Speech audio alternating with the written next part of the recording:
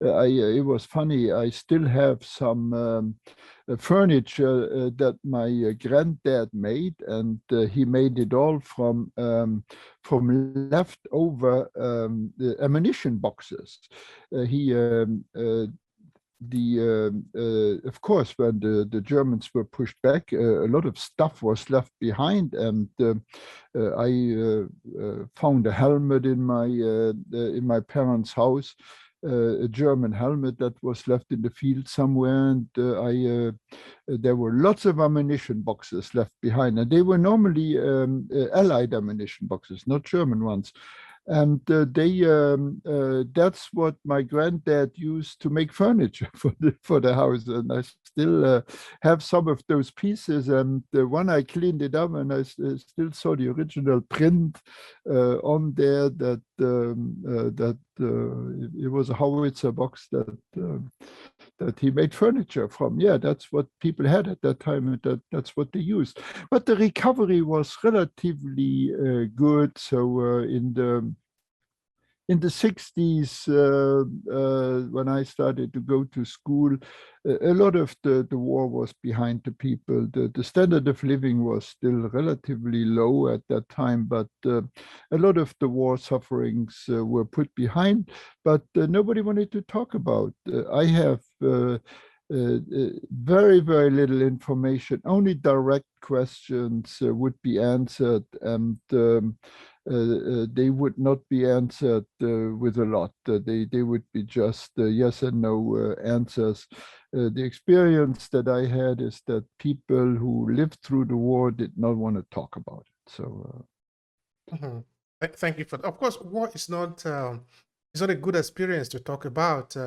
In Nigeria, for example, we had a 3 years war where a lot of people died. Only for 3 years, we lost so many people in Nigeria. And until date, very little is said about it. Okay, sometimes it can also be for the fact that it's not a good memory. But of course, in case of the European war, yes, a lot of documentation is available to sort of help the people to understand what have gone on. Of course, this after many years have passed on. So what I'm trying to understand there is from your experience, was there a reason where they decide not to talk much about the war, or was it a kind of individual reason, something like that? well, my experience was that it was not just my parents. Other people who suffered through the war did not like to talk about it either. And there were a lot of books written about the war, but they were written. Some were written by the generation that went through the war. Very few. But I noticed that the next generation would start collecting artifacts and start to write about it. Museums were created and so on. War museums were created, but that all happened one generation later. The people who lived through the war, that was my experience. Really, nobody was so much interested in talking about. Of course, there were. There was just like, for example, the people who were put in concentration camps and so on. They tried to make sure that that memory stayed, that it wasn't forgotten what happened. But on the other side, I also noticed that a lot of people were interested more in healing, getting this over with, and rebuilding relationships and so on. And during my generation, I remember when I was in high school, my colleagues, they were much more interested in rebuilding, I mean, not forgetting what happened, but they were more interested in not letting what happened get in the way of rebuilding Europe, rebuilding the relationship with other nations, and so on and so on. And by the time I went to Germany for college, I mean, pretty much that everything was forgotten and not forgotten, not forgotten, but nobody let get any of that get in the way of building new friendships and new relationships between countries. So. You know, I really want to pick out one thing from there. That of course we are moving on now. We are not going to go any further in the world experience, even though actually it's part of our history. So we cannot forget it. So for the historian, for those who are able to narrate what has happened, going to treasure those experiences because it's part of our human experience. We cannot run away from it. But today we are not going to concentrate on that. But I want to pick out something that you said, no? Which had to do with the healing, that there was a deliberate effort to concentrate on the healing. Because we are not perfect as a human beings as we are. We do make mistakes. We do go wrong sometimes, but we should allow ourselves to continuously suffer for the error that we have made. So we must make effort to heal ourselves, to heal the world, and to move on. So that is very, very important. So as we are moving away from that conversation, the people that were living at the time, say in the 50 and early 60, moving forward, did you know whether maybe the impact of the war affected their choice of career? Like now, there is no war anymore, but you are living in a war, of course, that have just had a bad experience. Does that influence their choice of career? Because you decide to go and study engineering, and was it engineering? I'm making a mistake there. Yeah, engineering, chemistry. Engineering. Okay. So did anything influence your own decision, much like every other person at the time? Not really. One thing that did influence it very heavily, Luxembourg is an extremely small country. And today it's part of the European Union, and the European Union has opened opportunities for everybody. But when I grew up, the European Union was not even, there were a little bit of agreements. In fact, Luxembourg had a little union with Belgium and Holland at that time, but it did not make a huge, big impact. But there were really, really, really very limited choices. For example, there were no universities in Luxembourg.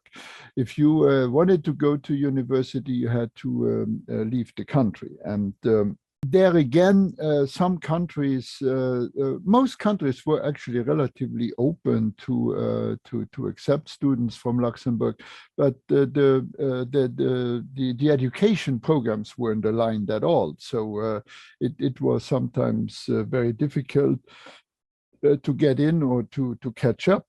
So that was very limited. The other thing that was extremely limited at that time, there wasn't the freedom to move around. It was not just like you go, and if you don't find work in Luxembourg, you go work in another country. Today you can do that. The European Union allows you to do that today. But when I grew up, that was not the case. And so very, very limited opportunities for a career at that time.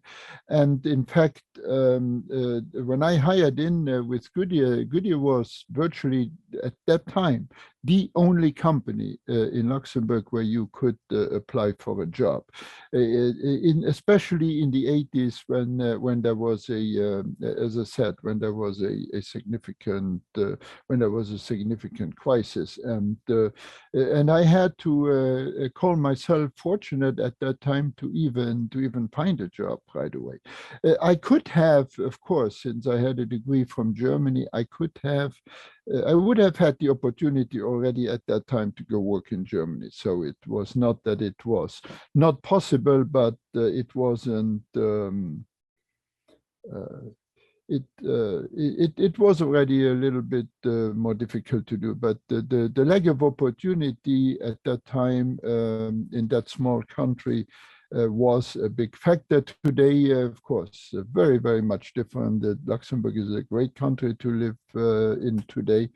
And with what the European Union brought to it is absolutely changed all that, of course, changed all that to the better. Mhm. Yeah, yeah, of course. In the time of crisis, we suffer together. In the time of peace, too, we also enjoy it together because Luxembourg is being a small country that is surrounded by a bigger country. Of course, if the economy is flourishing in Germany, it's just impossible that it cannot reach a small country like Luxembourg and all that. Of course, thanks to the European Union, like you are saying, that is one of the things I actually appreciate also of the union that are formed by people and by countries like the European Union, because they try also to protect their common interests. That have to be always on the line, because it is very, very important that people organize themselves and protect their common interests. Now, I'm trying to see, when you first started with Goodyear, what was your experience like? Was it that you went there to search for work, they called you, or how did you get to Goodyear to start with? Well, Goodyear was one of the very few companies at that time that hired people in Luxembourg. The steel industry had gone through a very, very, very rough time, and there was a early 80s. There was a very significant crisis in the world, but it had hit Europe much, much, much harder. You also have to remember that at that time there weren't any of those agreements. There was not a common currency. There was not these open borders and so on. There was some agreements between the countries. I could have gone work in a different country, but there again, the crisis had hit virtually also the Central European countries. So, and Goodyear hired because they had established a global innovation center in Luxembourg. The innovation center in Luxembourg was not only responsible for the plant in Luxembourg, but it was responsible for all Europe and the Middle East and Africa, and at that time even Latin America. So that's why Goodyear needed the